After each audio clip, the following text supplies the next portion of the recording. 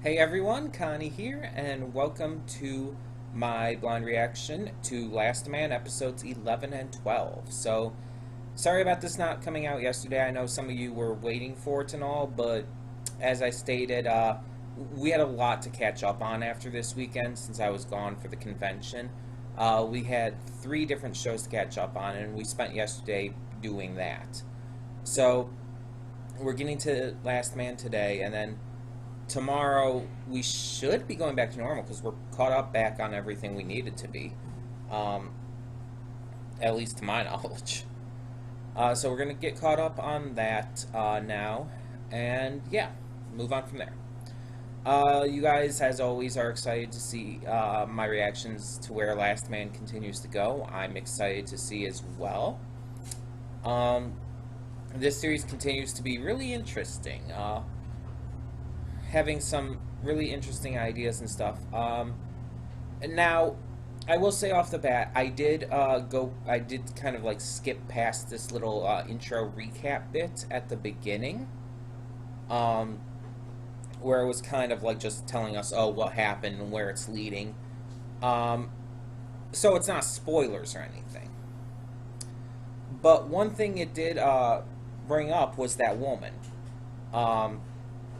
The one woman who was in the suit or whatnot and brought the cops or whatever the drinks, she was brought up again, but it didn't bring up the weird, creepy, glowing lady in the sewers. Now, I had thought that they were the same person. I kind of thought that it went in that route, and none of you like contradicted that with your comments on the videos or anything. So I still thought it was the same person. Now I'm not so sure. Now I'm thinking that that this woman is not the glowing lady in the sewers, and that maybe she was just like some kind of I don't know how to put it. Not really like a higher up or whatnot, but she was like working with the lady in the sewers. I'm thinking the lady in the sewers. I just keep calling her that because I don't remember if she actually had a name or anything. I think it was probably like this. She was confined there. Like, she was just like that. She didn't have, like, any human form. And so, the woman who was in the suit and everything, who basically, you could say, poisoned the cops, she was delivering the stuff for this sewer lady. She was kind of like a delivery person, and it was also kind of implied before that that lady's the one who we saw carrying the briefcase, leaving the scene of the, well, I can't think of his actual name, but the fake heart snatcher, the bad guy who was the first one we saw turn into the really creepy thing. I can't think of his name right. I think it was Eric something. The one that Richard is now being accused of murdering. And not really, that's the wrong way to put it too, because he kind of did murder him, but it was self-defense because the guy was a crazy monster. But yeah, you get the idea. Either way. So, I'm really interested to see where all of that goes. But there's also the idea of this tournament to win the cup that supposedly will help the girl. We don't know for sure, but we know that they can't just take it because obviously Dave's brother lost his arm trying to do so. They actually have to earn it, which is pretty interesting. It definitely holds some kind of magical power. And so I'm wondering exactly what it can do to help the girl. So right now our lead is that the Mafia are considering, since they're running pretty much everything, they're the ones in charge of this tournament, like above all of the higher-ups. And they're considering at this point letting Richard join, but they need to speak to him. The Mafia boss needs to speak to him. Chubby did really well, like, getting this meeting set up, though. Like, seriously, I mentioned it in the last, in my afterthoughts last time, but he was a real MVP there. Um, he just got it really set up excellently. Um, he knows how to persuade people. um, but yeah, so I assume we're going to be getting into that, and I assume it's going to start to really progress things now, because we're about halfway through the series at this point. I believe there was like 24 to 26 episodes, something around that. So we're progressing at a pretty steady rate. Um, so we're definitely on the path to really getting things like really started here. Because up till now, it's kind of like been setting everything up, setting up our bad guys, setting up the monsters, the little girl, just everything has been set up. But they definitely do have to progress with that at some point, and I think either in these episodes or maybe next week's batch, it'll probably be about the right time to do that. But either way, we are going to get into this now. So once again, episodes 11 and 12. So when the screen fades to black, pause this redirect and go to the description below. Follow the link to the reactions, and after you watch it, come back here to the redirect and resume play. Because after it fades to black and then fades back in, everything from that point forward will be my afterthoughts and will contain spoilers to the episodes. So that being said, thank you so much for tuning in, and I will see you at the reaction. And we are back, and we will begin with spoilers in 3, 2, 1, now. Okay, so 2 more episodes of Last Man Down, and not bad, not bad. Not as exciting as the other episodes have been. I think these were a little less amazing. Not bad by any means, they were still great, but they just weren't as great as the past episodes have been. You know what I'm saying? So in our first episode, we had Richard trying to get things under control and everything, trying to get things handled with entering this tournament and all. He's put up to this death game held by the Mafia, because there's 3 of them who want to get into the tournament, but only 2 can do so. And only 2 can, well, they're going to be partners, basically. So they have to basically eliminate one of them. They have to fight and eliminate one of them, while the tiles that they're standing on are dropping out of the sky. So, yeah. And at first, Richard is kind of the odd man out. He's the one who's coming to it later, and he's going to be knocked down, basically.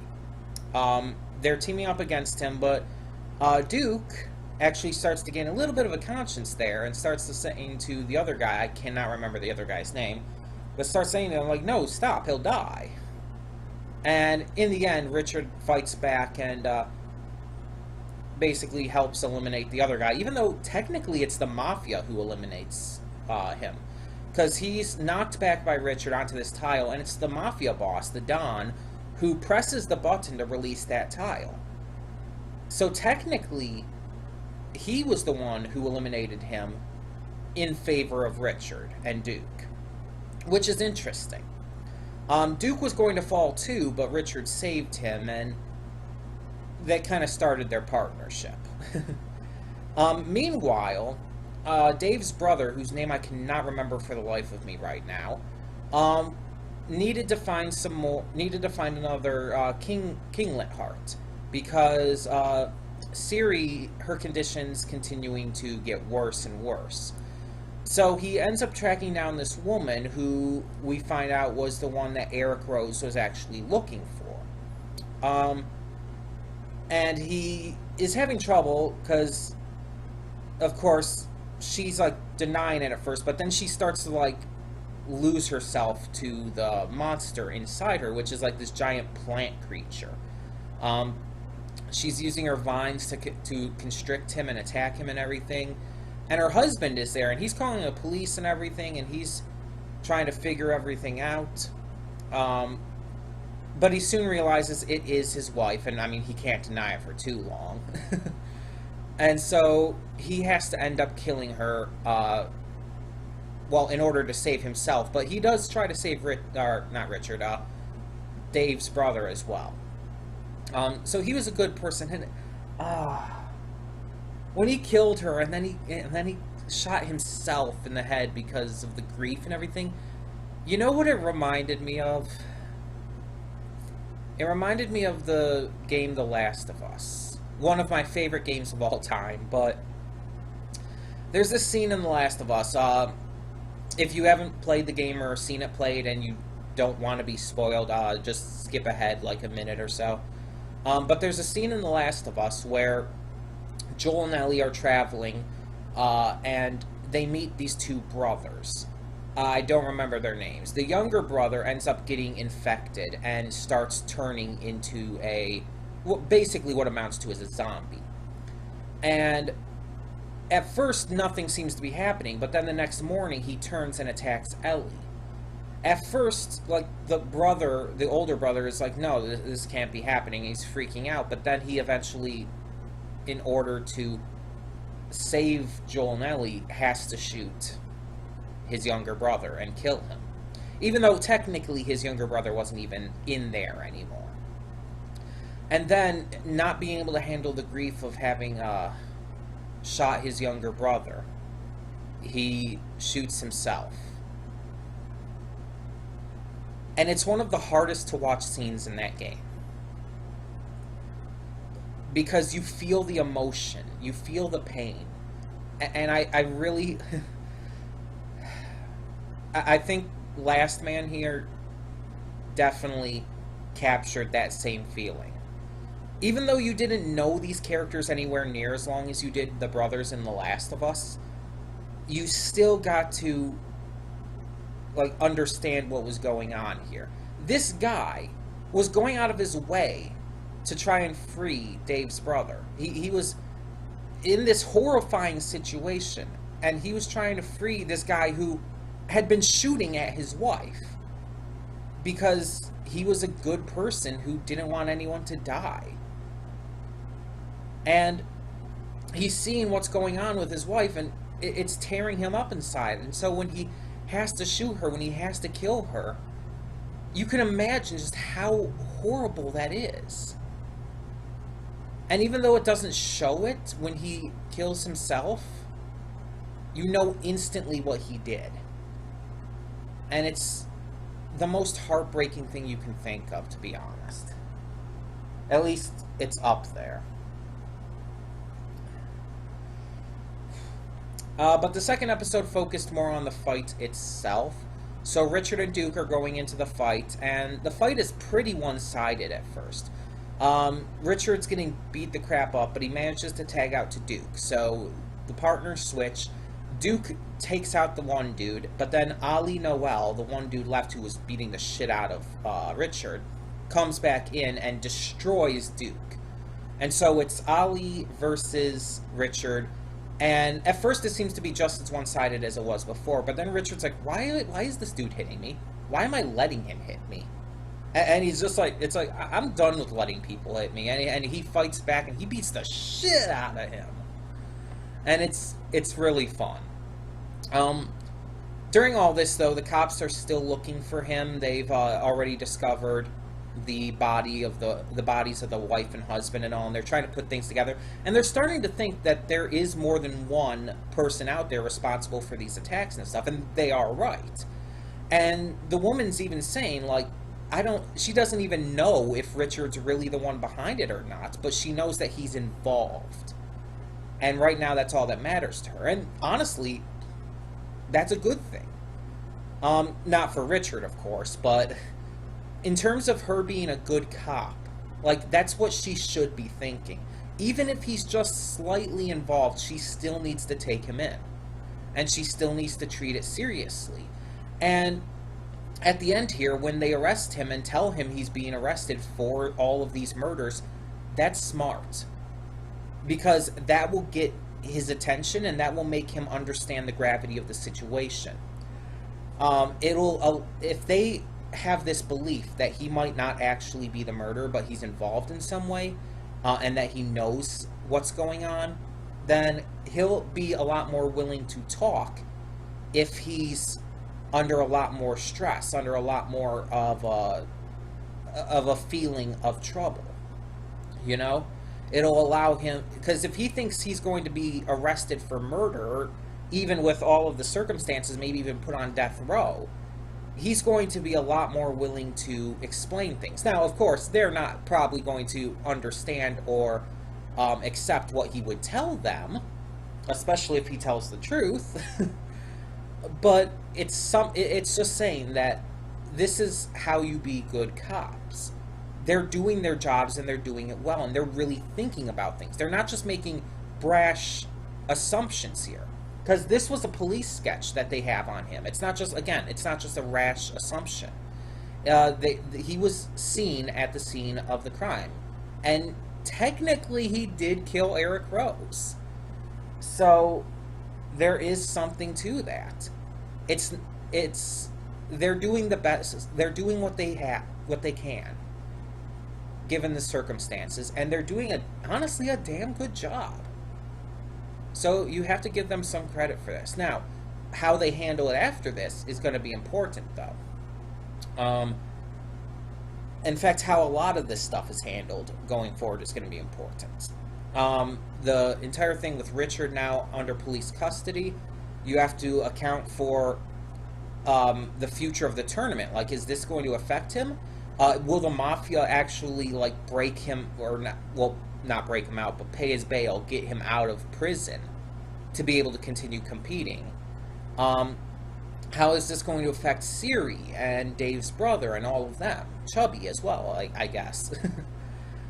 There's going to be a lot of questions, and I think that him being incarcerated could cause a lot of problems. We also have this girl who returned again, the blue-haired girl. I cannot think of her name either at the moment. But she keeps appearing over and over. She is you could say, like, oh, she's a recurring character, but I think she's more than that. I think she's going to become important. Now, in this second episode we watched today, she did share a kiss with Richard, but granted, that was completely accidental. Could she be a love interest for Richard? Yeah, she could. Very easily, especially after everything that's happened. We've seen she's had multiple boyfriends, none of which were really that great of people. So she could be a potential love interest for Richard, but I could also see her just being a key player in things to come. And I'm really interested to see what they do with her, because they're definitely building something with her. She's not just some random reoccurring character. They're building something with her. They want us to know who she is. They want us to remember her. They want us to keep a lookout for her, for every time she returns. They are going to do something with her, and I don't know what. I have a few ideas, but nothing really has any evidence right now. It's just based on everything else we've seen. I'm thinking, though, that she is going to be involved in some way with these monsters and stuff, with these kinglets. She's either going to somehow become one, and Richard's going to have to try to stop her without killing her, or she's going to join our heroes, maybe after being attacked by a kinglet, and become just another member of the team. Those are my two biggest theories at the moment. As usual, though, for those of you who know what's going to happen, please, please, do not spoil anything in the comments. I wish to remain spoiler-free on this series, and for those of my viewers who are watching with me and haven't seen it either, I really wish you don't spoil them either. So please keep the comments as spoiler-free as you can. But yeah, those are my two theories right now as to how she's going to fit into things in the future. But it could be neither of those, for all I know. Or heck, it could end up being both. Because that's technically possible. I'm interested to see exactly where it goes, though. I really am enjoying this series. Honestly, this is probably one of the very few, like, adult cartoons, like really adult, really mature cartoons that I really like. I mean, not counting anime, because that's an entire separate category, basically. But in terms of actual adult animation, like from the West and stuff, when you compare this to, I talked about it plenty last week, but when you compare this to stuff like Family Guy or Futurama or Rick and Morty or all of those other kind of shows, those other kind of adult cartoons, this is just leagues above all the rest. And I mean, yes, it still has nudity and sexuality. Yes, it still has a shit ton of swearing. Not that that is really an issue for me. It has a lot of adult humor. But it's handled in a way where it feels a lot more natural and not like it's just forced in just for a laugh. And as I said last week, it's mostly probably because it's not trying to be a comedy series. It's actually trying to be a serious, I'd say, horror drama. I would actually say that's the best way to put this series. A horror drama. Yes, there's comedy. Yes, very much so. There's a lot of other elements of different genres, but horror and drama seem to be the main driving focuses here. And I think it lends itself very well to that. I mean, it's not going to be as funny as something like Futurama or Simpsons, but it has depth to it. The characters have depth. They're really well written. Even the bad guys, even some of the minor bad guys, are well written to a point. And they just feel like real characters in a real world. Even if there is all of this fantastical, magical, monster stuff going on, it still feels a lot more believable. If that makes any sense. But yeah, it's one of the few adult cartoons that I actually like. Again, not counting anime, because that's a thing all of its own. But tell me in the comments below what you thought of this week's episodes. Tell me what you thought of the new monster of the week, this one being this plant lady. Tell me what you think of the death fight suspended above probably, what, 50 stories? That was a really tall building. Like, that was a really high up there skyscraper, so I don't know, like, exactly how tall, but that was pretty high. Tell me what you thought of the boxing match we got, and what do you think of Richard getting arrested? Tell me your thoughts on all of that and more in the comments below, but remember, no spoilers. And in the meantime, I'm Connie Royal, and I'm signing off. See y'all next time. And don't just live for tomorrow, or just live in yesterday. Just be glad for all you have that's in today. And though you've come through many obstacles,